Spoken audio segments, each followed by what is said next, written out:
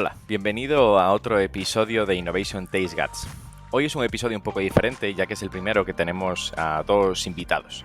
Estos dos invitados no solo se dedican a la innovación en sendas empresas, sino que además son impulsores y coautores del libro de la innovación, uno de los libros de cabecera para los que trabajamos en esto. Ya habéis visto a algunos invitados que han sido coautores de este libro y hoy tenemos con nosotros a Alexander y Albert que nos contarán cómo se gestó esta obra. También hablaremos de otros aspectos más generales de la innovación, como pueden ser diferencias en los procesos en un contexto anglosajón y en un contexto hispano, la importancia de tener referentes españoles de distintos sectores, cómo colaboran diferentes corporates entre ellas y de los distintos programas de innovación que hay según la madurez en la que se encuentra cada una de estas empresas. Quédate con nosotros y escucha el episodio de Albert y Alexander.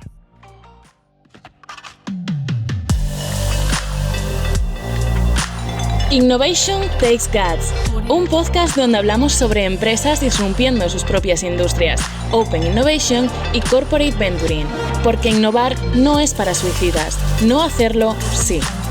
Con Bryce Comesaña, Head of New Ventures en Corporate Lab by Elogia.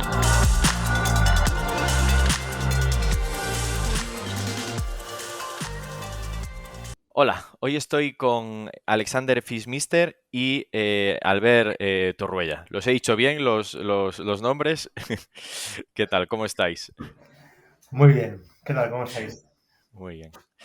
Pues Alexander es el presidente de Gen Innovación y coordinador del libro, el libro de la innovación, y Albert es responsable de Corporate Venturing dentro de Axio y también es coordinador del libro de la innovación. Una iniciativa muy interesante de cómo han creado este libro entre todos los autores y todas las personas de innovación en España. Y nada, o sea, pues Alexander, si quieres cuéntanos un poco en qué proyectos de innovación estás metido, o sea, qué es esto de Gen Innovación y vamos comentando. Vale, oye, primero, gracias Bryce por invitarnos, tanto a Albert como a mí también a contar una iniciativa que diríamos que es de todos, ¿no? Que es un poco una necesidad que veíamos hace un tiempo, ¿no? Que al final estamos viendo cómo los departamentos de innovación van creciendo dentro de las compañías, cada vez se está madurando más el propio departamento de innovación dentro de diferentes corporates y ya incluso de medianas empresas y de empresas más familiares. Entonces teníamos la necesidad de establecer cómo debería ser un manual para poder innovar, ¿no? Entonces, a partir de aquí se creó la asociación Gen Innovación, en el cual nos juntamos más de 30 responsables de innovación de diferentes corporates de alrededor de España para justamente, bueno, pues juntarnos y establecer un poco estas bases, ¿no? Y fruto de esto apareció el libro de la innovación, que después ya hablaremos, ¿no? Pero bueno, aparte de esto, pues como tú bien decías, una de las cosas que hago es justamente crear ecosistemas de innovación, por lo cual Gen Innovación también va mucho de un ecosistema de innovación y también me dedico a crear comunidades, ¿no? Por lo cual también va mucho de comunidades de Gen Innovación, por lo cual ese sería como el breve resumen. El headline, ¿no? O sea, sí, luego hablaremos más del libro porque la verdad es que me genera mucha curiosidad saber cómo fue ese proceso, ¿no? Y Albert, por tu parte, ¿cómo estás tú relacionado con el Corporate Venturing y qué hacéis también desde Axio para ayudar a estas compañías? Mira, sí, yo como decías, estoy de responsable de Corporate Venturing en Axio. En Axio hace 5 años vimos que este tema empezaba a ser una tendencia o que empezaba a haber grandes corporaciones que invertían en startups y a partir de ahí fuimos investigando un poco qué tipo de colaboraciones se estaban generando, qué sinergias y win-wins interesantes se estaban empezando a dar. Hace 5 años había a lo mejor 10, 20 compañías en toda España que lo estaban haciendo. Ahora ya hay muchísimas más que están colaborando de un modo u otro, ¿no? Entonces ahí empezamos a desarrollar ese programa en Axio. Hacemos un curso anualmente sobre Corporate Venturing, en el que participan unas 50 empresas cada año y cada vez ha ido a más, con lo cual, bueno, pues ahí vamos viendo un poco la estrategia de todas estas empresas. Y aparte del curso, bueno, pues ahora hemos sacado una línea de ayudas justamente para hacer pruebas piloto entre corporaciones y startups, la que se han presentado 180 proyectos, así que Axio es un muy buen sitio 180 donde ver corporates qué se han cosas... presentado. No, startups se han presentado para hacer una prueba piloto con una Vale. corporación detrás. Sí, sí. Pero es un buen sitio en Axio para ver lo que está pasando. Es verdad que he dicho España, en realidad es la parte de Cataluña, ¿eh? Al final es un tema regional, sobre todo. Pero bueno, el tema del corporate venturing sí que está pasando en toda España, eso sí. ¿Y cómo ves tú, o sea, esta evolución de estos últimos años, ¿no? O sea, de ver 10 a tener 50 por curso eh, en estos cursos cada año, ¿cómo has visto esta evolución? ¿Han madurado más? O sea, ¿qué iniciativas están implementando mejor? Mira, como decía, hace 5 años veíamos que había solo empresas como Repsol, a lo mejor Telefónica, con el proceso de Guaira. Aquí en Cataluña había Fluidra, que era una empresa que ya hace años creo esta aceleradora de startups y algún proyecto más, ¿no? Estamos hablando de quizá 10, 20 empresas. Recuerdo los de CAF Ventures en el País Vasco. Bueno, pues algunas empresas así. Santander también abrió oficina en Silicon Valley hace años, ¿no? Pero eran proyectos muy puntuales y muy centrados sobre todo en la parte de inversión, ¿no? Como surgidos entre el M&A bueno, esta parte de inversión corporativa, creación de fondos, que era como una influencia de lo que venía de UK o de Estados Unidos, ¿no? Y en estos últimos años yo creo que ha madurado bastante este tipo de estrategias, primero porque se han ido liderando ya desde departamentos de innovación y no desde dirección financiera o esta parte de departamentos de money. Y luego porque, bueno, pues ahora podemos hablar a lo mejor de más de 10 estrategias diferentes, algunas de las cuales se mencionan en el libro porque hay varias personas que la están llevando a cabo, la están eh, bueno, pues practicando, digamos, de un modo u otro y de maneras diferentes. Pues, por ejemplo, tenemos a Javier de Acciona que hacen proyectos de co-creación con startups, Ramón López de Suez, ellos están, bueno, tienen un programa que se llama Go Seeds, que es de inversión o de colaboración con startups en fase seed. Alba de Cuatro Casas, que creo que conoces ya, pues también hace 4 o 5 años que están con este programa de aceleración. Es decir, la aproximación y el tipo de colaboración, digamos que también ha madurado, ¿no? El conocimiento de cómo colaborar también es algo que ha madurado bastante. Sí, al final, o sea, prueba-error, ¿no? Va pasando el tiempo, hemos sacado un programa, hemos visto que nos funcionaba, lo documentamos y vamos mejorando y haciendo que esto vaya pasando, ¿no? Pero por suerte, coordinasteis la creación de este manual, ¿no? O sea, ¿cómo nació esto, Alexander? Cuéntanos, o sea, en qué momento, por qué, cuáles fueron las motivaciones. Sí, pues mira, justamente estábamos en pleno, bueno, estábamos justamente en el fin de semana del lockdown, ¿no? En España aquí creo que se cerró un 15 de marzo, si no me equivoco, ¿no? Por allá. Entonces, justamente en ese fin de semana decidimos, o bueno, en ese caso decidí, pero que después también se involucró Albert en la coordinación del propio libro, en crear, oye, pues, ¿qué podíamos aportar nosotros a la sociedad, ¿no? Entonces nos pusimos en conjunto un grupo de directivos de innovación o de responsables de innovación que estábamos al pie del cañón, liderando diferentes compañías en cuanto a la innovación, ¿no? Para poder aportar esta innovación al país en un momento en el que lo que creíamos es que lo que más se necesitaba, sobre todo, era innovación. Entonces, uno de los puntos más claves que decidimos fueron como 3, ¿no? El primero fue que, por un lado, queríamos que fuese un libro escrito de todos y para todos, por lo cual queríamos que no se notase quién lo había escrito, ¿de acuerdo? Y por eso después Albert justamente tuvo mucho que ver y muchas horas haciendo toda la recolocación de los textos conjuntamente conmigo y con una chica que se llama Claudia, que nos ayudó en todo este proceso.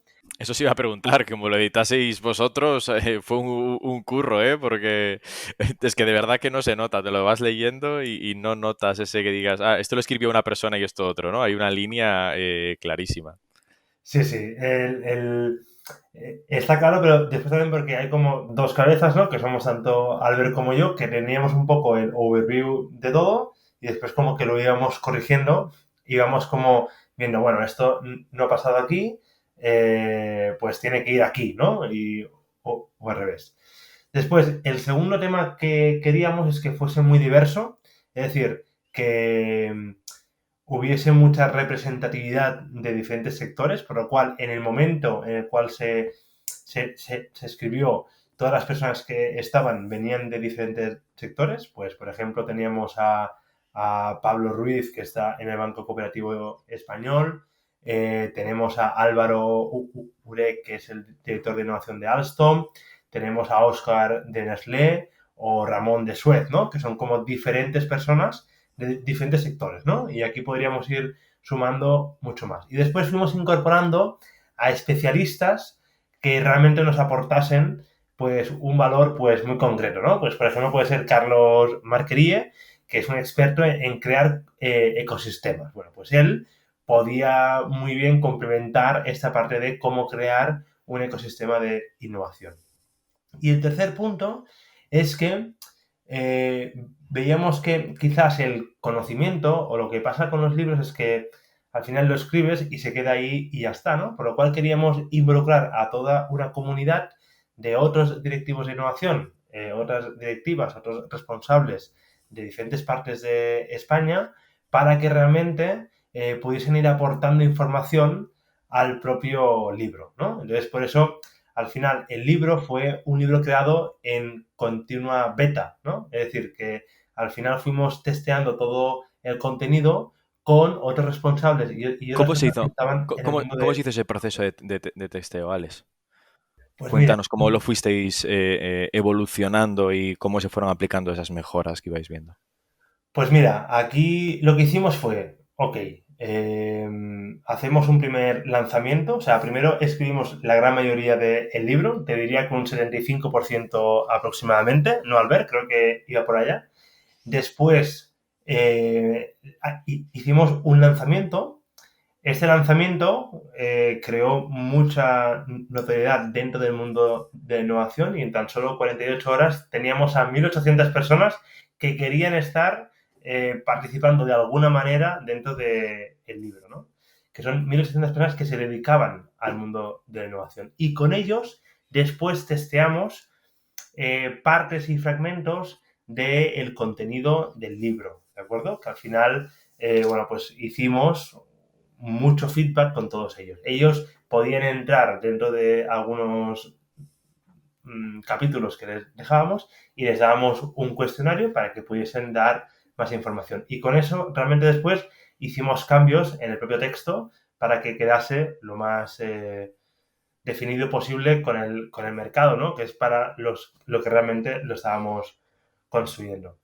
Sí, perdona, en ese sentido yo quería añadir que al final es como un proyecto de innovación en sí mismo, ¿no? El libro, porque es esa parte de, bueno, primero es verdad que fue un poco sobre la marcha, es decir, bueno, sobre un índice o unas directrices o unos temas que seguro que queríamos incluir, luego en estos workshops, yo recuerdo que Alex organizaba al principio muy bien las sesiones, con objetivos, íbamos pensando, luego entre todos, piensa que estábamos en confinamiento total, ¿eh? O sea, era mes de marzo, mayo del 2020. Entonces, bueno, Alex montó muy bien estos primeros workshops con un equipo de trabajo que empezó, creo, con unas 10 personas y se fue ampliando hasta los 30 y pico que acabamos siendo, ¿no? Y definiendo un poco, pues, qué contenidos veíamos que faltaban o se podrían añadir y ahí, bueno, pues se fue creciendo y construyendo el libro. Esa fue la primera fase.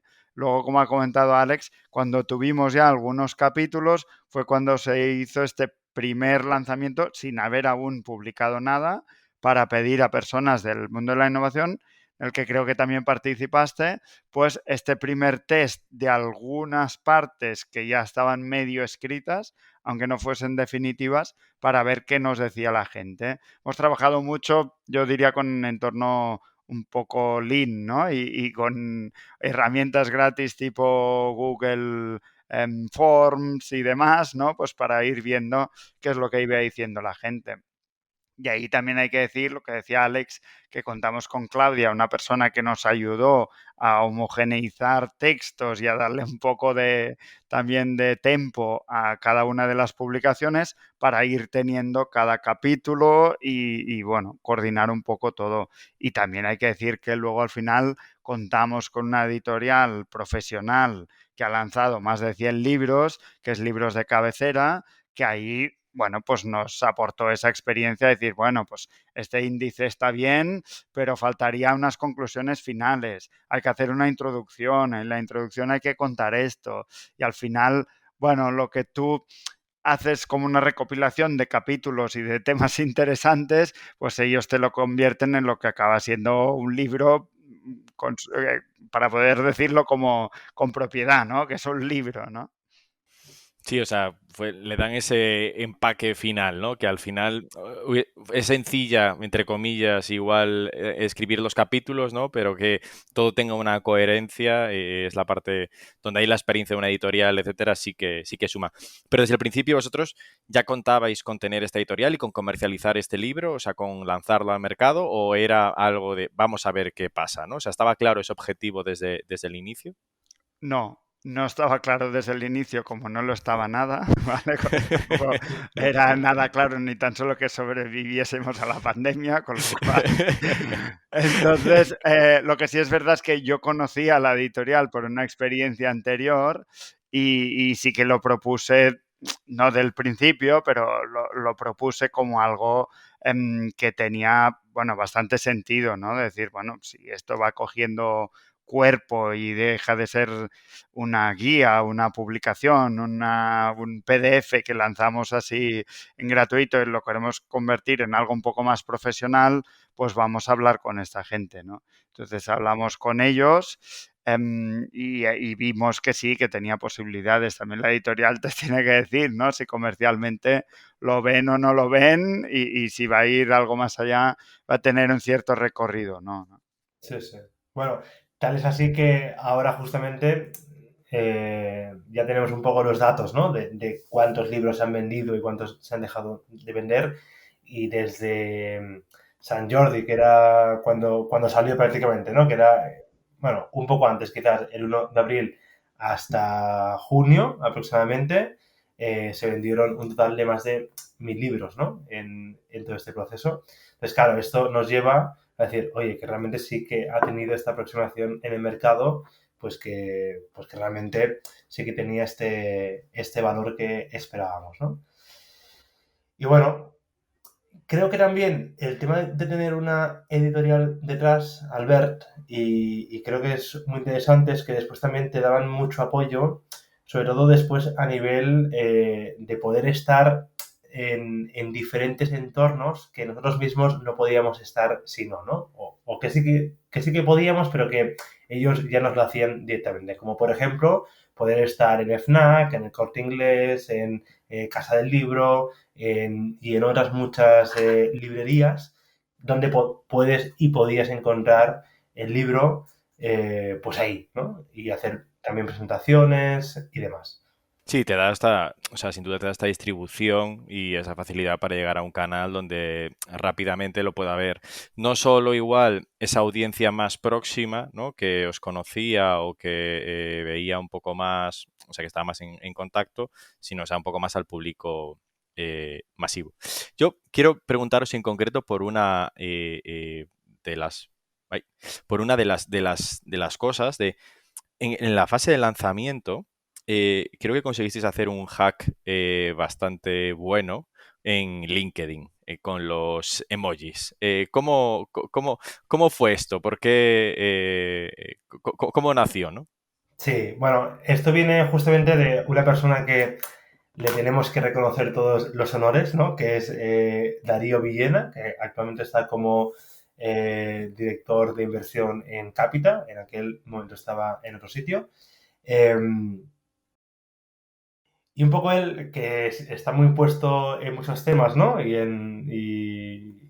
sobre todo tiene el ojo muy puesto en Silicon Valley, se dio cuenta que hace unos años hubo un movimiento de varios VCs en Silicon Valley que hicieron un movimiento que se llamaba It is what it is y ponían un ojo, una boca y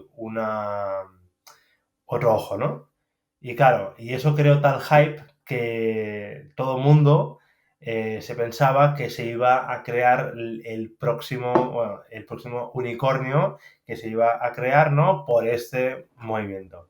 Y después esto resultó en que, bueno, pues la gente invertía allá y después eh, habían personas que esperaban que fuese una startup, ¿no? Y al final era una fundación. Bueno, algo así. Entonces, lo que pasó fue que esto, con muy buen ojo, él lo trasladó a nuestro entorno y lo que dijimos es, vale, ok, ¿cuáles son los componentes que tenemos, no? Dinero, podemos llegar a tener dinero, pero tampoco es nuestro foco y queremos hacerlo con el mínimo coste, ¿no? Pero lo que sí que tenemos es un núcleo fuerte de personas que son referentes en innovación dentro del libro que sí que pueden aportar esta visibilidad, ¿no? Por lo cual dijimos, venga, va, vamos a hacer este movimiento con 2 emojis que nos permita identificar cuáles son aquellas personas que están dentro del mundo de la innovación. Por lo cual, el mismo día, a la misma hora, que fue creo que un 18 de noviembre, creo, bueno, justamente hoy se está grabando el día 17, ¿no? Pues mañana del año pasado se creó este movimiento en el cual todos los coautores publicábamos en una página web, bueno, en su propio LinkedIn, publicábamos este movimiento.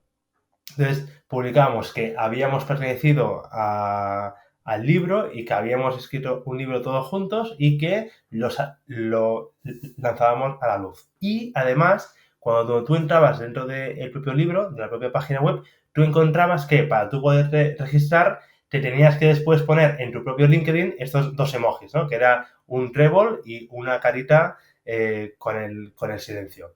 Y eso lo que hizo es que, bueno, es que hoy en día hay muchísimas personas, coautores también, pero gente que no es coautora también, con estos emojis aún en su propio nombre, ¿no? Que, por ejemplo, en el caso de Albert o mío, lo tenemos aún, que es Albert Urruella, y después los 2 emojis, para también reconocer un poco quién está dentro del mundo de la innovación.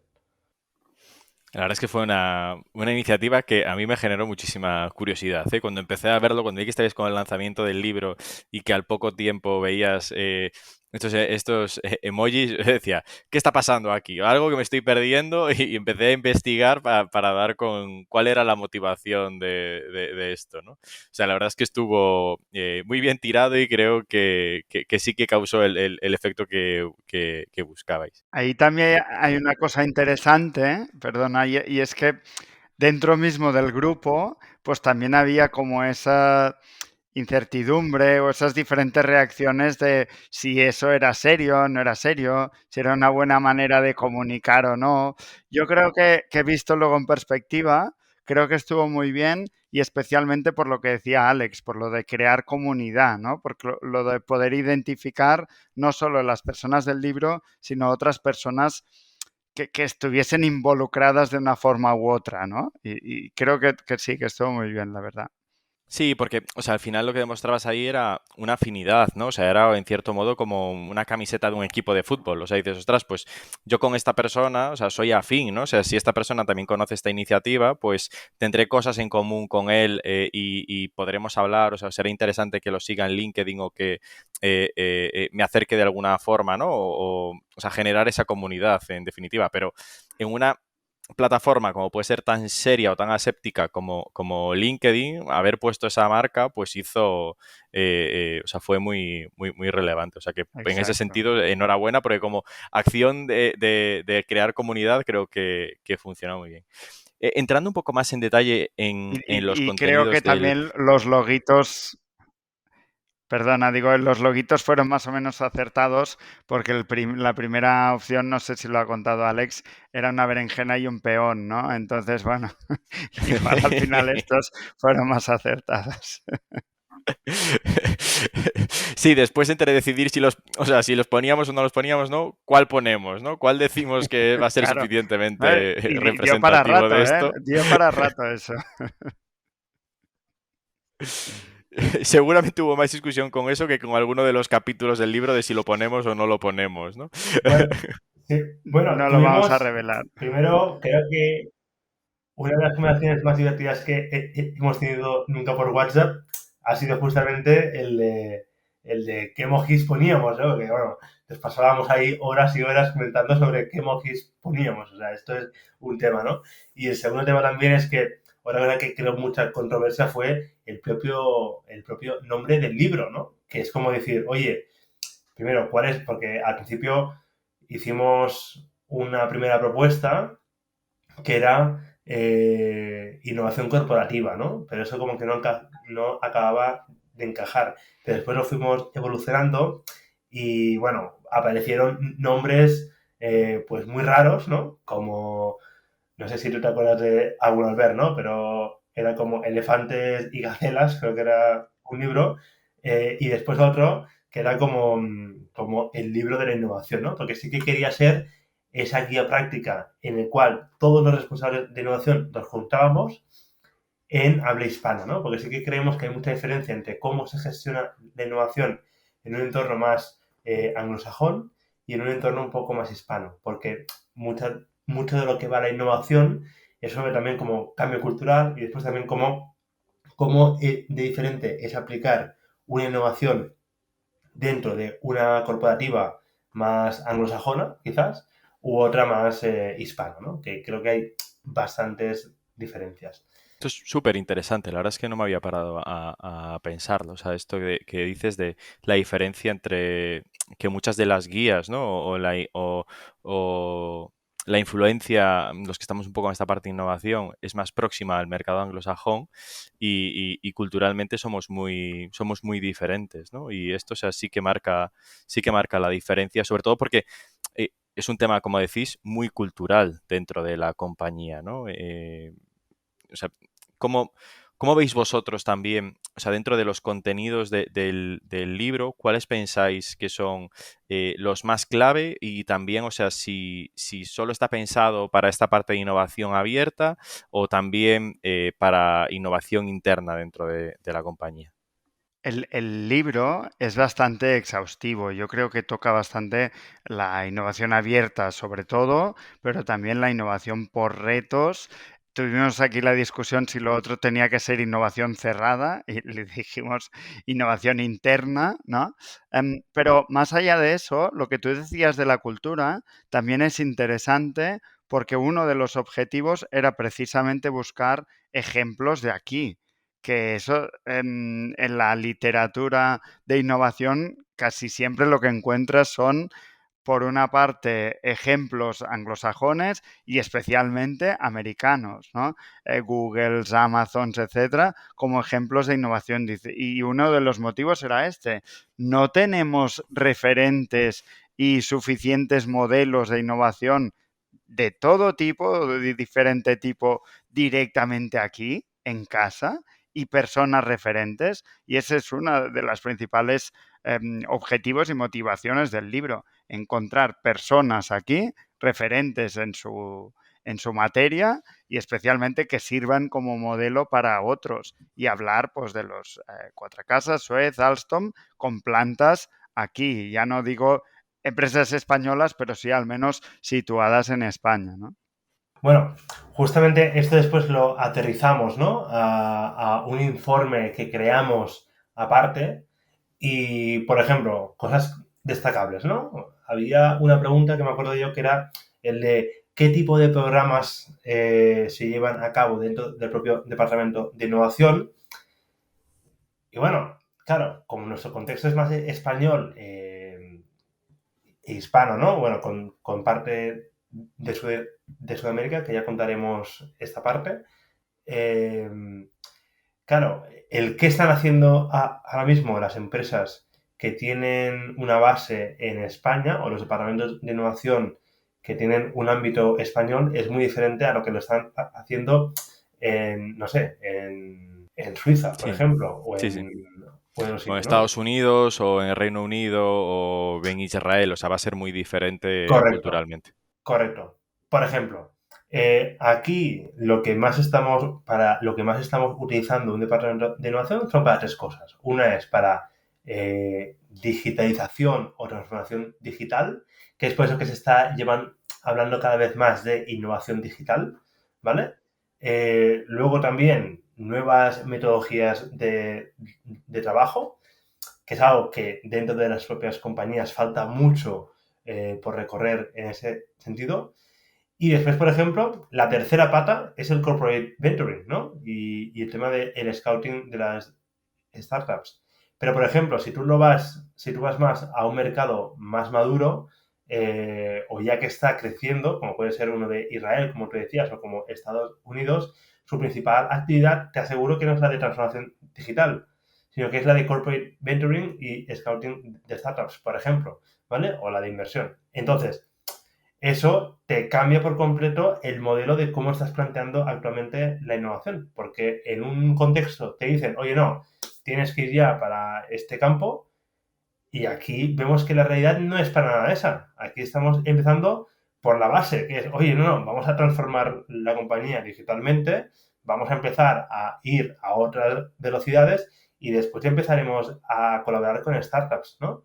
De hecho, estamos viendo como muchos departamentos de innovación que se crearon hace 5 años, como bien decía Albert, ¿no? Que hace como 5 años que se creó esa parte de corporate mentoring dentro de Axio. Pues hace también 5 o 6 años fue cuando realmente empezó el boom de los departamentos de innovación, ¿no?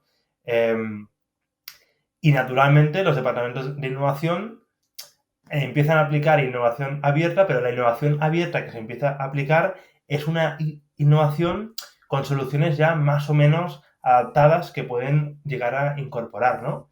Y la realidad hoy en día es que muchos de estos departamentos no han acabado de funcionar dentro de España, ¿no? Entonces, bueno, ¿cómo hacemos este reenfoque, ¿no? ¿Cómo podemos empezar a canalizar realmente bien la innovación abierta y qué sentido tiene realizar una innovación abierta dentro de una corporación? Porque hay en muchos casos que no la tienen ni la tienen que plantear de momento, porque no están en ese ámbito de madurez.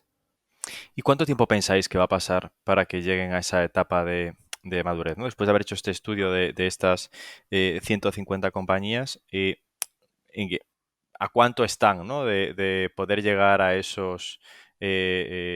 entendiendo que el corporate venturing es como lo planteabas en esos tres escenarios, ¿no? Como el objetivo final, ¿no? O sea, la meta donde más se va a ir avanzando, es decir, hemos ya pasado ya la digitalización, ¿cuánto tiempo les queda a las empresas españolas o a las empresas que estaban en vuestro estudio para llegar a ese camino, ¿no?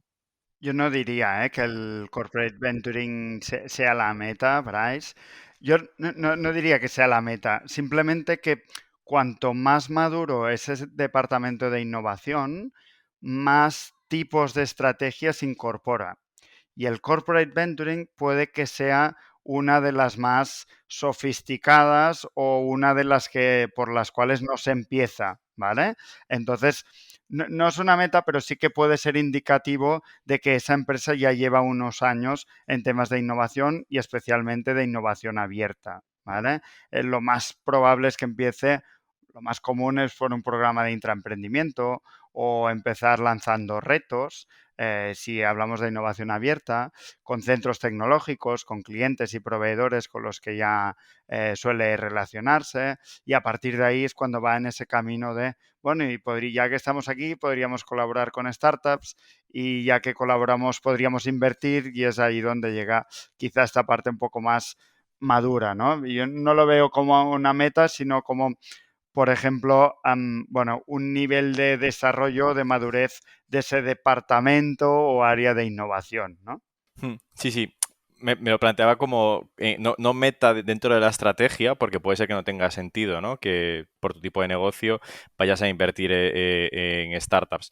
Pero sí igual desde el punto de vista de que un poco como si estás empezando, ¿no? Y estás empezando con programas de intraemprendimiento, retos con centros tecnológicos, te inspiras en otros que igual van más por delante y dices, ostras, pues esta gente, o sea, se está invirtiendo en esta compañía en concreto, ¿no? Y igual algo que también a un responsable de innovación le pueda motivar más, pero es cierto que lo que dices tú, que no tiene por qué ser el objetivo de esa compañía, ¿no? ¿Quiénes, dentro de esa madurez, o sea, quiénes pensáis que son los referentes dentro de España? O sea, ¿quiénes pensáis que van un poquito por delante y en que los que están empezando se tienen que fijar? ¿Quiénes son los que más inspiran? Mira, en el estudio este que hicimos, en el informe este que hicimos, yo creo que fue interesante porque salió también un poco a salto de mata, como un poco el libro y un poco todo, ¿no? Esto surgió de una empresa que nos dijo, hostia, ¿no tenéis ningún estudio, ya que estáis haciendo este libro y tal, no tenéis ningunos datos de un poco para hacer benchmarking para alguien que empieza en un departamento de innovación, saber por dónde empezar? O sea, ¿y no tenéis datos? Digo, hostia, pues mira, ahora nos ha pillado porque vamos a explicar 30 experiencias, van a hablar 30 expertos, pero es verdad que vamos a hablar de 30 casos y a lo mejor cada uno habla de su modelo, ¿no? Y no podrá decir, pues conocemos 200 casos en España y podemos decir que de cada 200, 100 hacen esto y hacen lo otro. Y de ahí surgió esta idea del informe, decir, bueno, vamos a buscar un poco de datos y a ver si podemos ponerle un poco de información cuantitativa a esto, ¿no? Y ahí una de las cosas que preguntamos es cuántos años hace que existe el Departamento de Innovación. Y solo un 50% de las empresas dijeron que hacían más de 5 años. Eso, como arma de doble filo o doble lectura, te dice que hay un 50% de las empresas que su departamento de innovación o no existe o es más joven que 5 años, ¿no? Y la siguiente pregunta era, ¿qué programas o en qué proyectos estabais metidos? Y resulta que las más jóvenes están metidos en proyectos de digitalización, transformación digital, pero como decía antes, cuando más madura es la compañía, en más programas, en más tipos de estrategia está metida, ¿no? Y cuanto más años pasa, pues más nuevos proyectos tipo pues metodologías de innovación, en corporate venturing, sistematización de procesos de innovación, programas de intraemprendimiento, poco digamos, toda la retahíla de posibles programas de innovación. Ves que cuando más maduro, mayor número de programas se están desarrollando en ese departamento y a veces también tiene relación en el número de personas que hay involucradas, porque si la cosa va cogiendo sentido, pues obviamente la compañía suele apostar un poco más y suele poner algo más de recursos. Tú has preguntado cuánto tiempo va a llevar esto. Guay, yo ahí no tengo respuesta. Sí que te diría que este 50% que llevan menos de 5 años, para poder decir que es un departamento maduro, al menos deberían haber pasado estos 5 años, ¿no? Y podríamos hablar de 5 años para que éstas consigan esa madurez de ese departamento de innovación. Bueno, o sea, nos quedan entonces 5 años por delante de mucha prueba de error y mucho aprendizaje y con un manual bien claro de lo que tenemos que hacer para innovar, ¿no? Qué va a ser de Gen Innovación estos próximos 5 años? ¿Cuáles van a ser los siguientes pasos que tenéis en mente? Y ahora me diréis, no lo podemos contar. No, no, lo podemos contar abiertamente, ¿eh? A ver, hay como dos hitos como muy claves, ¿no? La primera es convertirnos más en un observatorio, es decir, que una de nuestras actividades principales sea un observatorio en el cual podamos ir sacando informes y contenido y aprendizajes de personas que estamos en el mundo de la innovación, que es nuestro principal contenido de valor. Si te vas con una Esteba Almiray o con un Xavier Farrás o con un Xavier, bueno, con muchos Xaviers que hay, ¿no? Con un Marcet, por ejemplo, sí que te van a dar un contenido también muy bueno, muy práctico, pero tiene mucha base también científica, ¿no? En ese punto. nuestro punto no es este. Sabemos que no es nuestro fuerte. Sí que nos apoyamos con ellos, pero nuestro punto está más en la práctica, en qué estamos haciendo realmente en esas compañías, ¿no? ¿Qué está pasando en ese despacho? ¿Qué está pasando en ese lab, en ese hub que está llevándose a cabo, ¿no? Entonces, esto es uno de los puntos. Entonces, ser un observatorio. Después también que los propios coautores y personas de las comunidades, o sea, de la propia comunidad, puedan tener más visibilidad, ¿vale? Y eso lo estamos consiguiendo con diferentes colaboraciones eh, con prensa, ¿de acuerdo? En el cual, pues, por ejemplo, con Vía Empresa hemos llegado recientemente a una colaboración, con Innova Spain y otras más que van a ir llegando. Y después también la otra parte que es más la de formación, ¿no? Es decir, oye, ya hemos recogido todo este know-how y quién mejor que te enseñe que gente que están al pie del cañón y realmente viviéndolo para que te puedan transmitir por lo menos sus conocimientos. Esta es por una parte. Y la otra parte, que es más de crecimiento, lo llevaremos más por la parte de Sudamérica, ¿vale? Que eso sí que lo estamos ahora mismo acabando de negociar, pero sí que es verdad que vamos a hacer una fuerte expedición, digamos, para Sudamérica para seguir creciendo en esa vía, ¿no? Con varias colaboraciones que estamos llevando a cabo, con estudios conjuntos que vamos a hacer también, con otras también publicaciones que vamos a ir sacando justamente en nuestro propio observatorio de gente de ahí, ¿no? Porque también creemos que, bueno, si en España ya vemos casos que realmente no están actualizados, ¿no? Porque son muchos ejemplos anglosajones, si ya lo llevamos a un contexto como el de Sudamérica, México, por ejemplo, Colombia, Perú, tal, pues muchísimo más. Entonces, es un poco ese movimiento que estamos haciendo también para toda esa parte hispana. Nuestro objetivo es el referente en habla hispana, ¿vale? O sea, es más ese mercado el que nos interesa. O sea, sí que es cierto ahí que quizás países, o sea, los países de Latinoamérica igualmente están muy influenciados por esa cultura anglosajona igualmente, ¿no? Y igual esta parte van a estar más pegados, se van a sentir bastante pegados a ellos, pero también tienen la parte latina, ¿no? De esto, o sea, y va a ser seguramente curioso lo que veáis en esa expedición para expandir por allí, ¿no? Ya por terminar, lo comentábamos justo antes, o sea, pero ¿quiénes pensáis? O sea, ¿pensáis que la corporación siempre está en la relación startup-corporate, está vista siempre como el malo y no se le reconoce suficiente el esfuerzo que hacen estas personas de innovación o no es así?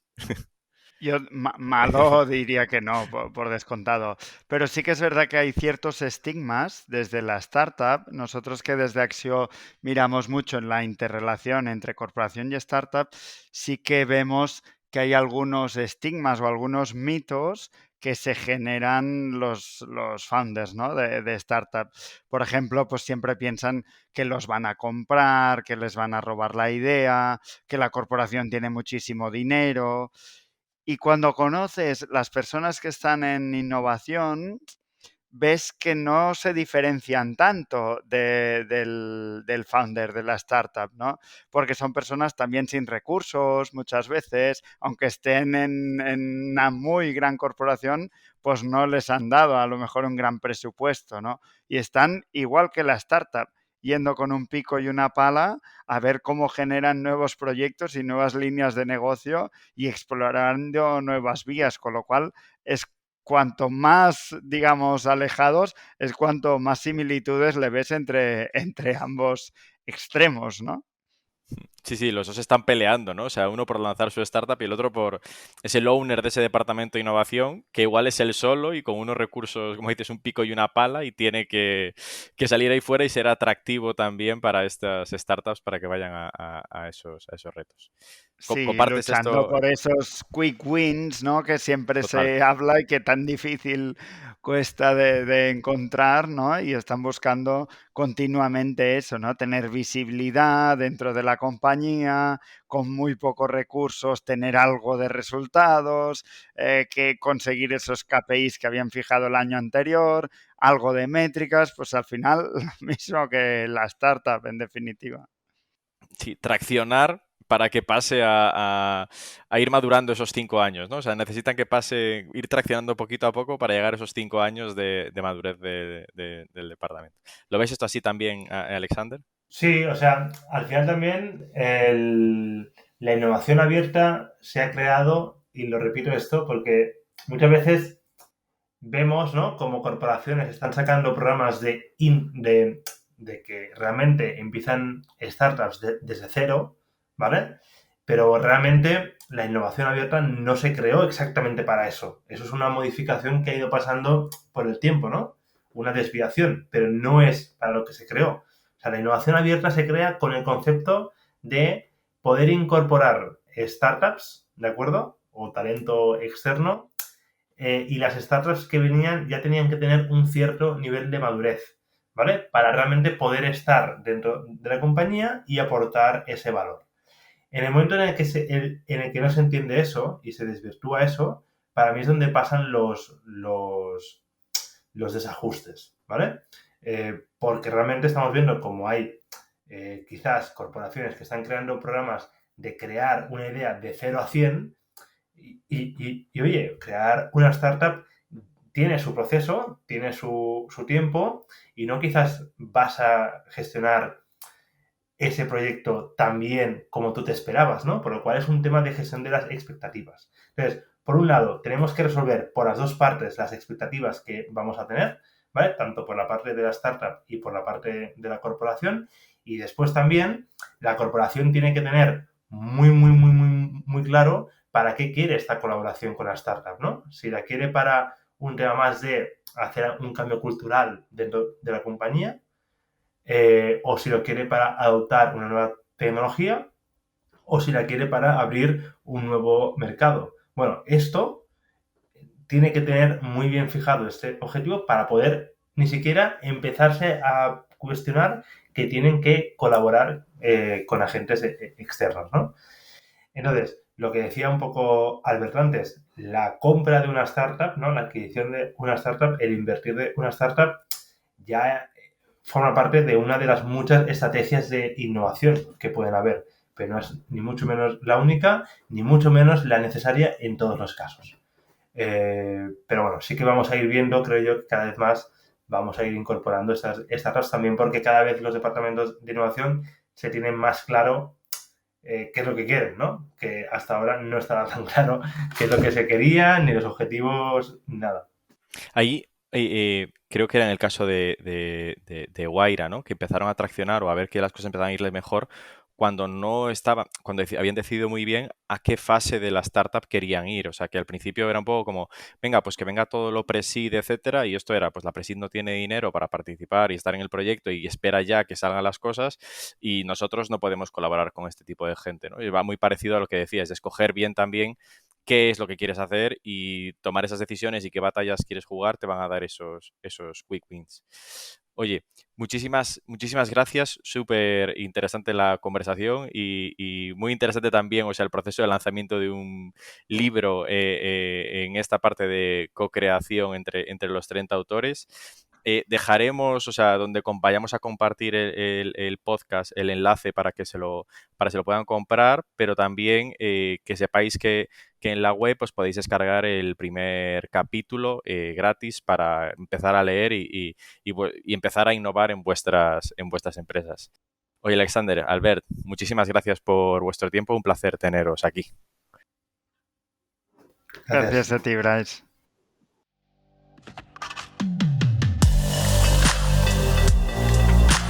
Innovation Takes Guts, un podcast donde hablamos sobre empresas disrumpiendo sus propias industrias, Open Innovation y Corporate Venturing, porque innovar no es para suicidas, no hacerlo sí. Con Bryce Comesaña, Head of New Ventures en Corporate Lab by Elogia.